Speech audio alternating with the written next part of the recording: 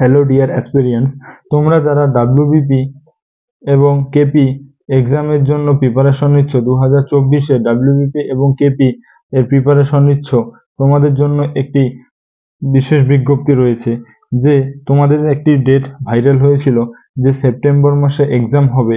তো সেই সেপ্টেম্বর মাসে এক্সাম হচ্ছে না, সেপ্টেম্বর মাসে এক্সাম হবে না এবং অক্টোবর মাসেও এক্সাম হওয়ার সম্ভাবনা খুবই কম, কারণ অক্টোবর মাসের প্রথম দিকে রয়েছে দুর্গাপুজো। এই পুজোর কারণে অক্টোবর মাসে তো এক্সাম হবেই না এবং সেপ্টেম্বর মাসে এক্সাম হওয়ার সম্ভাবনা খুবই কম।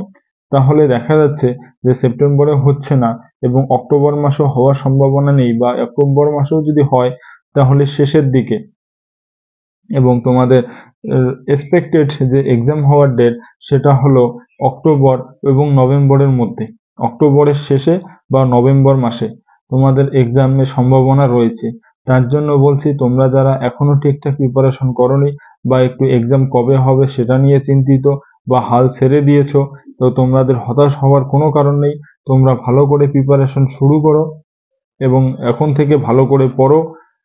তারও তোমরা আশা ছেড়ো না, কারণ সেপ্টেম্বর মাসে এক্সাম না হয়তো কি হয়েছে, অক্টোবর মাসে না হবে নভেম্বর মাসে হবে, নভেম্বর মাসে তো হবে, নভেম্বর মাসেও যদি না হয় তাহলে ডিসেম্বরে হবে, এক্সাম হবে এটা শিওর।